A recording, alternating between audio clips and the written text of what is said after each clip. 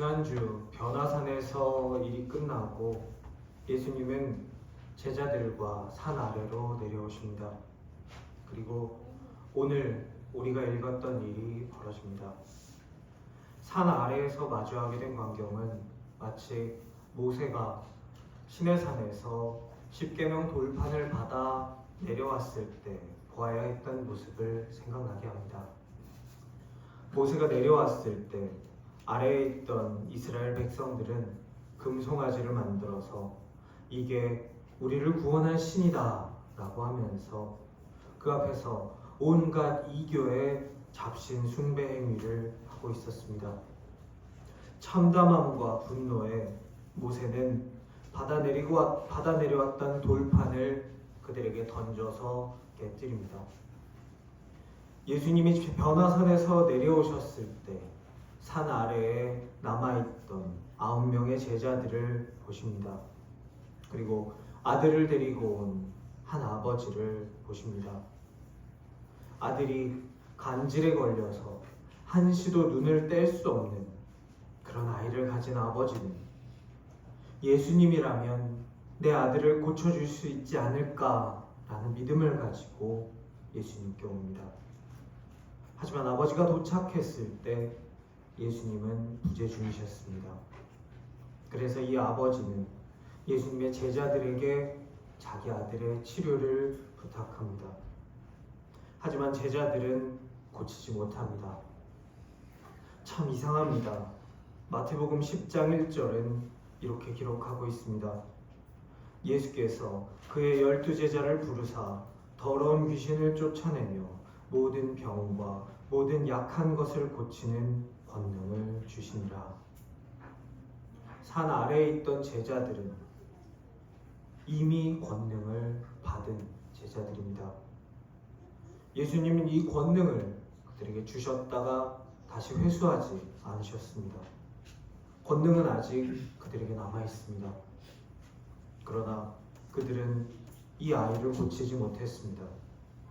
예수님은 거기 남아있던 제자들과 아이를 데려온 아버지와 병 고침을 구경하러 그곳에 모여있던 많은 사람들에게 믿음이 없고 패역한 세대다라고 꾸짖으십니다. 이 이야기는 믿는 자들의 믿음이 작음을 이야기하는 그런 이야기입니다. 하지만 동시에 그럼에도 사랑하신다라고 믿는 우리에게 희망을 주시는 이야기입니다. 예수님은 인간의 믿음이 부족해도 문제를 해결하십니다. 산 아래 모여있는 사람들은 믿음이 없고 패역한 세대였습니다. 하나님이 사랑한다고, 내가 너희를 사랑한다고 고백하시고 인도하시고 이끌어내셨음에도 불구하고 하나님을 버리고 나가서 다른 것들과 바람을 피우는 그런 세대였습니다. 산 아래 있던 제자들은 믿음이 있었습니다. 그러니 예수님을 따라서 자기가 가진 것을 버리고 이곳까지 와 있을 수 있던 것입니다. 믿음이 있기는 한데 그것이 작아서 그들이 받았던 권능도 잊어버리고 귀신을 쫓아내지 못했습니다. 잘못한 것에 고개도 못 들고 혼이 나는 이 상황에서 예수님은 우리에게 희망을 보여주십니다. 18절, 이에 예수께서 꾸짖으시니 귀신이 나가고 아이가 그때부터 나으니라. 아이가 나았습니다. 이제 더 이상 불에 넘어지고 물에 넘어져서 이 아이가 다치거나 죽을까봐 근심하지 않아도 됩니다. 예수님이 이 아이에게 새로운 생명을 주셨습니다. 이 아이는 거기 있던 제자들의 믿음과 전혀 상관없이 나았습니다. 치유받았습니다. 구원과 회복의 주체는 인간이 아니라 예수님이십니다. 우리의 믿음이 완전해서가 아니라 우리 예수님께서 신실하시기에 구원과 회복이 일어납니다. 나의 기도가 아직 서툴러도, 풍랑 앞에서 나의 믿음이 아직 흔들려도 우리 하나님께서 일하십니다. 물 위를 걷던 베드로는 풍랑을 보고 물에 빠졌습니다. 예수님은 베드로를 외면하고 버려두지 않으셨습니다. 베드로에게 나아가서 손 내미셨습니다. 그를 건져주셨습니다. 베드로는 이 일 이후에도 여러 번 넘어졌습니다. 하지만 예수님께서는 내가 더는 못 참아주겠다, 내가 너를 포기하겠다 말씀하지 않으셨습니다. 베드로를 다시 한번, 또 다시 한번 일으켜 세워주셨습니다. 예수님의 손을 잡고 일어난 베드로는 나에게 손 내밀어 주시는 분, 저기 풍랑을 밟고서 나를 오라고 하시는 분, 나의 실패와 나의 믿음 없음에도 불구하고 지금도 나와 함께 계시는 분, 그 신실하신 하나님을 믿었습니다. 믿으면서 십자가의 길을 따라서 걸었습니다. 아이를 고치지 못한 산 밑에 있던 9명의 제자들도 예수님께서 이렇게 세우셨습니다. 사도행전 5장 12절은 이렇게 기록합니다. 사도들의 손을 통하여 민간의 표적과 기사가 많이 일어나매 세움받은 그들은, 권능받았던 그들은 마태복음 17장에서는 비록 고치지 못했지만 부활하신 예수님을 만나고 사도행전 5장에 가서는 많은 표적과 기사를 세상에 보이는 사람이 되었습니다. 오늘 나의 믿음이 부족하다고 해서 예수님을 따라가는 것을 멈추지 마시기 바랍니다. 신실하신 하나님께서 우리에게 믿음 주실 것입니다. 다시 일으켜 세워주실 것입니다. 십자가의 길을 따라가는 것을 포기하지 않는 우리 신생의 성도 되시기를 축원합니다.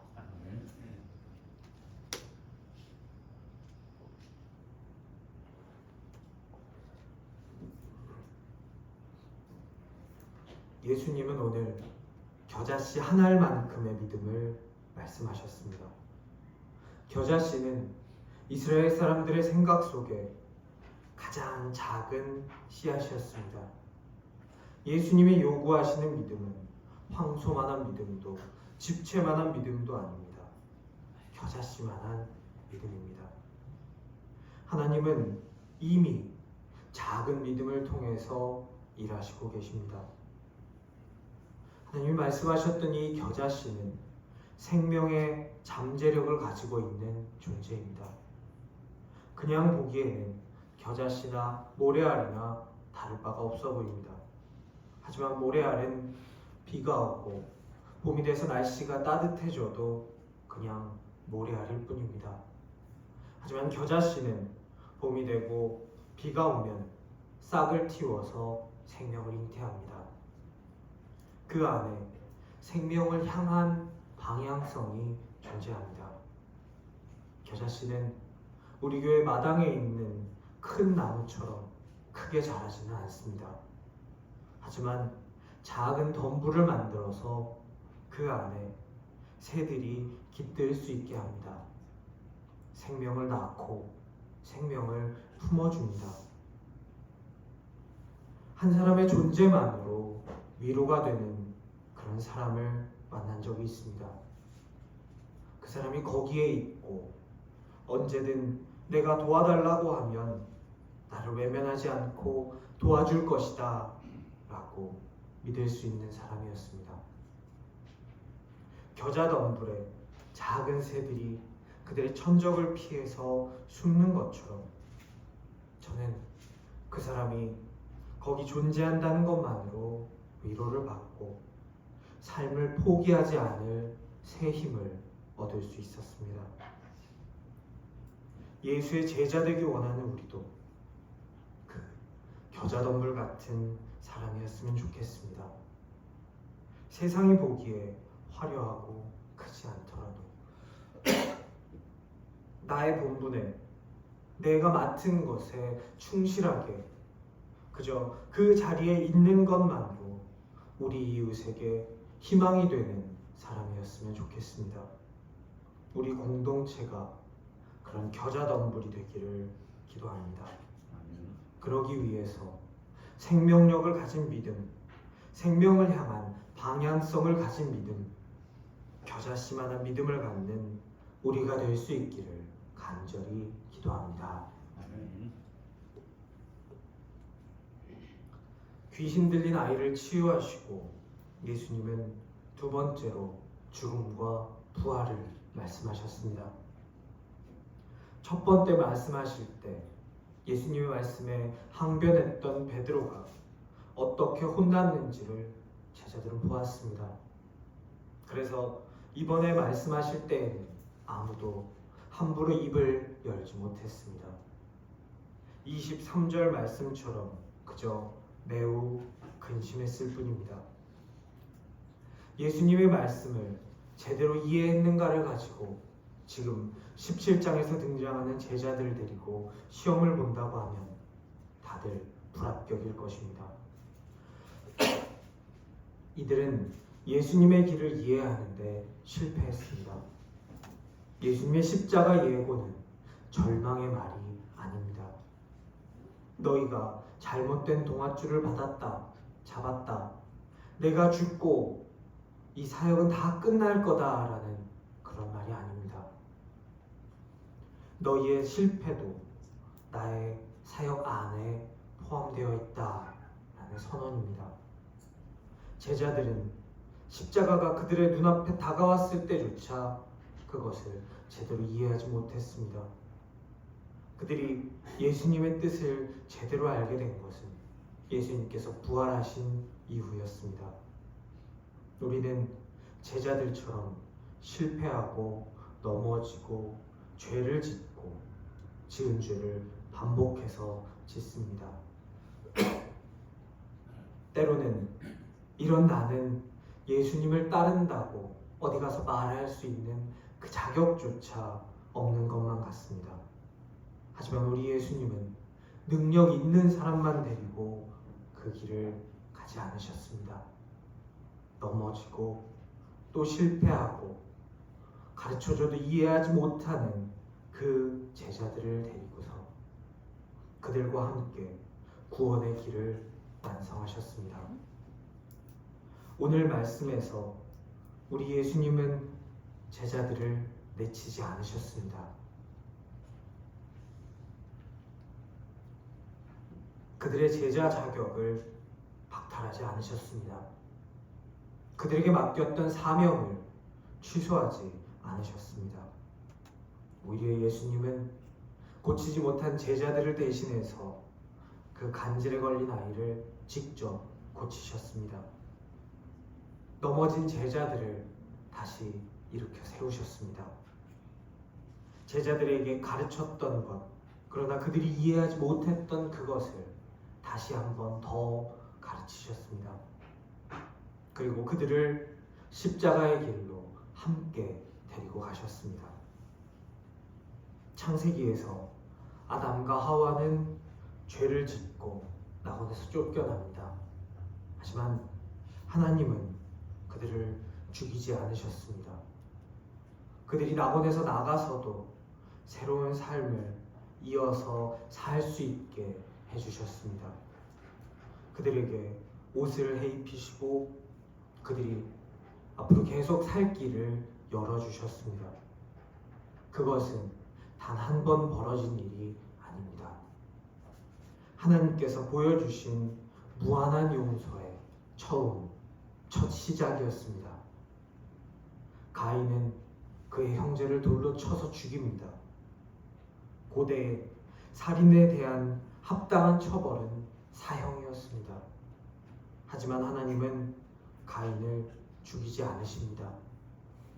다른 이들이 나를 죽일 것입니다 라고 두려워서 떠는 가인에게 그의 머리에 인장을 주시며 내가 너를 해치지 못하게 하겠다.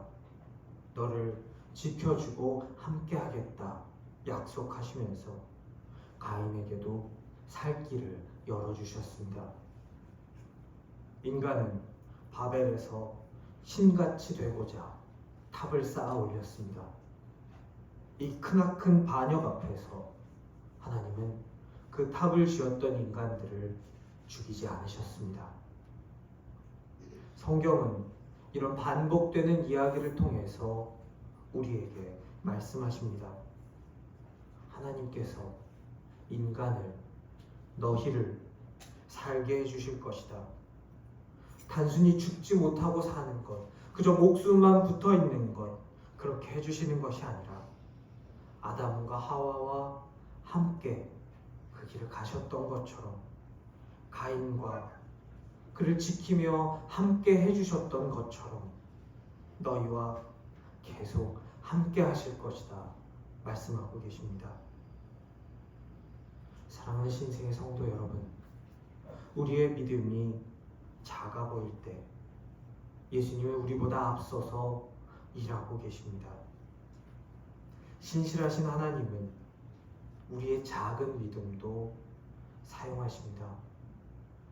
우리의 실패와 실수와 반복되는 죄에도 불구하고 아담과 하와를 놓지 않으신 것처럼, 가인을 놓지 않으신 것처럼, 베드로와 제자들을 놓지 않으셨던 것처럼 나를 놓지 않으십니다.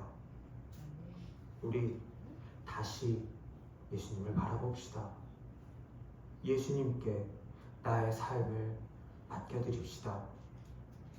그럴 때에 우리가 겨자씨 믿음을 가질 때에 하나님께서는 우리를 통하여 산도 옮기실 것입니다. 그런 믿음 가지는 우리가 될 수 있기를 간절히 축원합니다.